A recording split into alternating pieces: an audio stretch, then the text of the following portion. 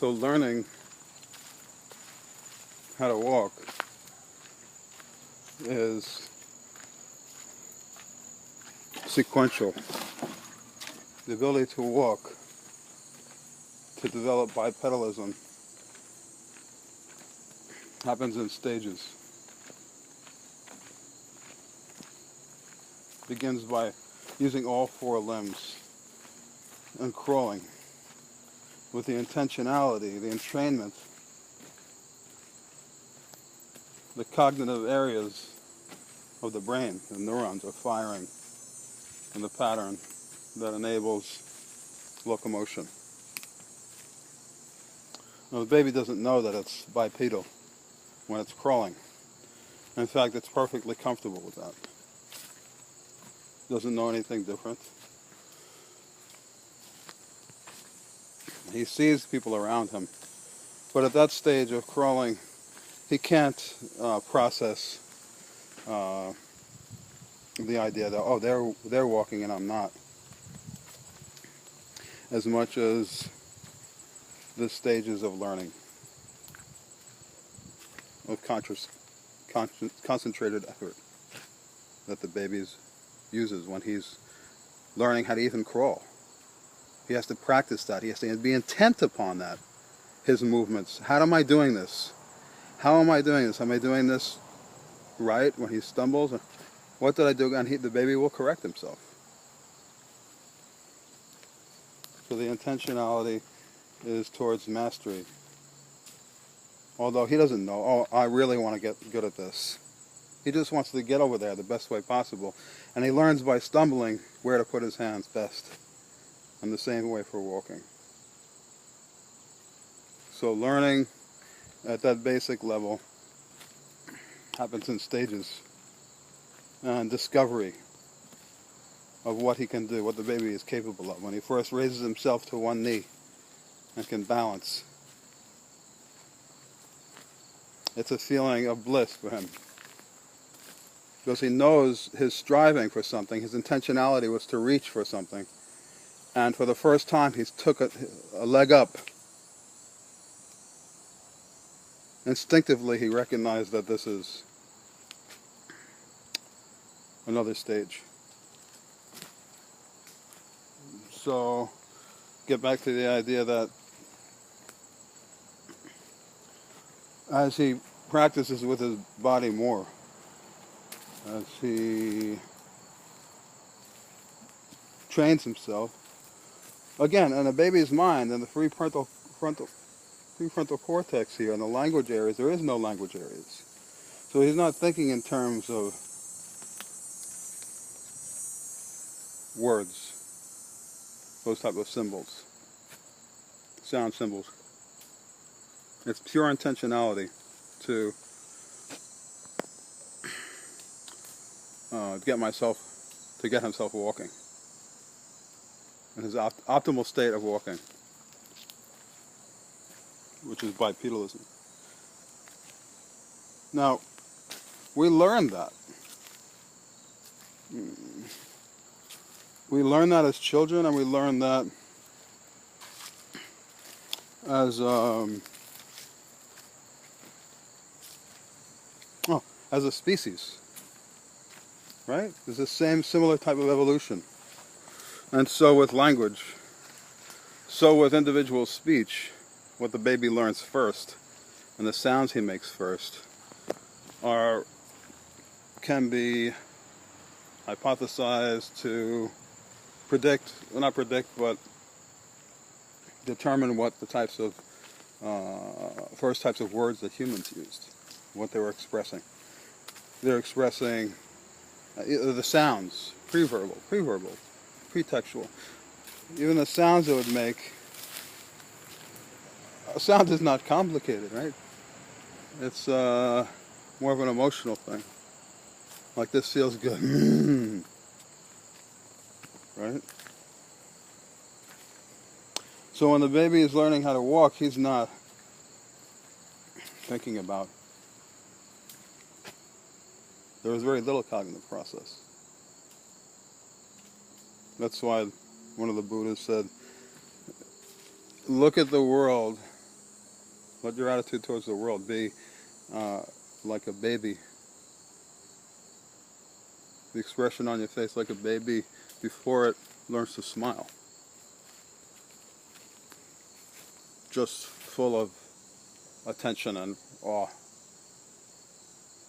Complete immersion. There's no separation between self and environment. Everything is baby. Everything is me. There's no distinction. It's just experience. Pure, raw, unprocessed experience. What must that feel like? It's just happening. It's me and it's happening at the same time.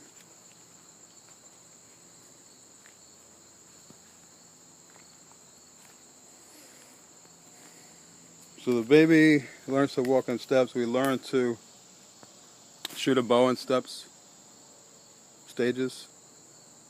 And just like walking, these stages are universally existent. As each individual learns to shoot the bow, so too all of the generations, all the other humans learn to shoot the bow in stages. When they're learning with a dedicated and concentrated focus.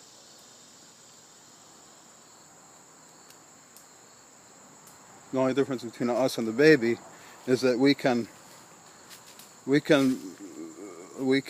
observe, monitor, and examine, study the process of learning to shoot the bow as it takes place in real time.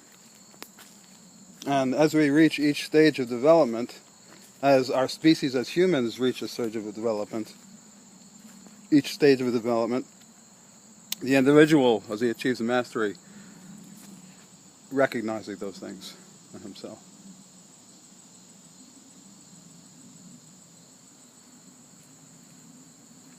So that's a feeling of, that's insight. Those moments of development, those moments in learning, where you say, this is how it's done. This is beautiful. There's always an element of beauty to it. When you have those insight moments, it's like you're experiencing this exact same feeling and thought that the entirety of humanity that has learned to do this, shoot this bow, has felt. It's a very enriching feeling to get that type of insight. So all learning is like that in stages. I'm talking about the type of learning that's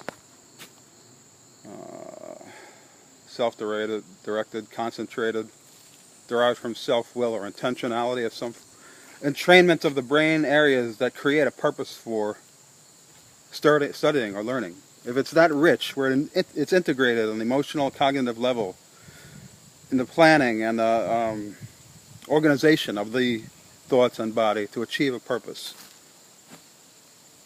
When it's that type of learning, there's always insight, and life is filled with that. It should be filled with that, just like a baby learns to walk. You could think of other examples. If you've ever been really in love, you ever loved a woman, or a man, or anyone, and was a companion, you should be having those insights too.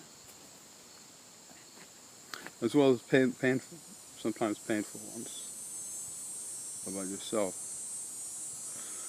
But that's how it works.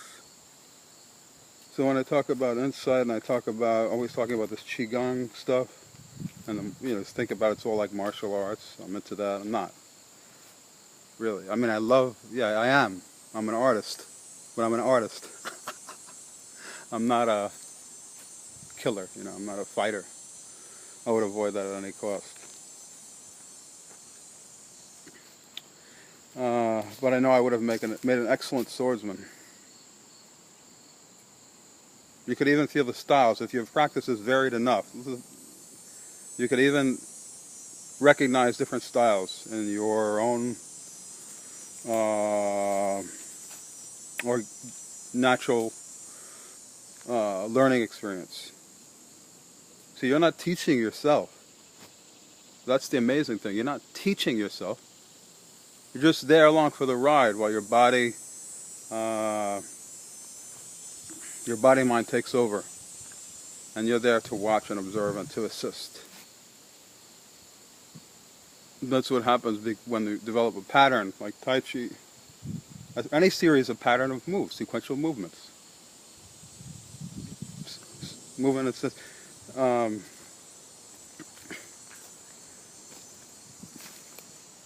forgot what I was talking about.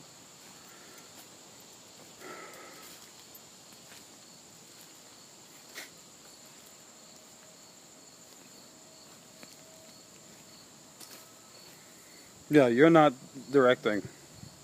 You're just trying. Like the baby learns to stand and walk. You just experience with the right intention. So any type of learning like that, to sum up, any type of learning like that is whole-minded focus learning and intentionality, with pure intention and sincerity. That type of learning and dedication always are spiritual. So we then define all this experience, this very rich experience, as like a spiritual experience through knowledge of something, of some discipline. So knowledge and mastery, perhaps. You have to master something. You have to have these insights. All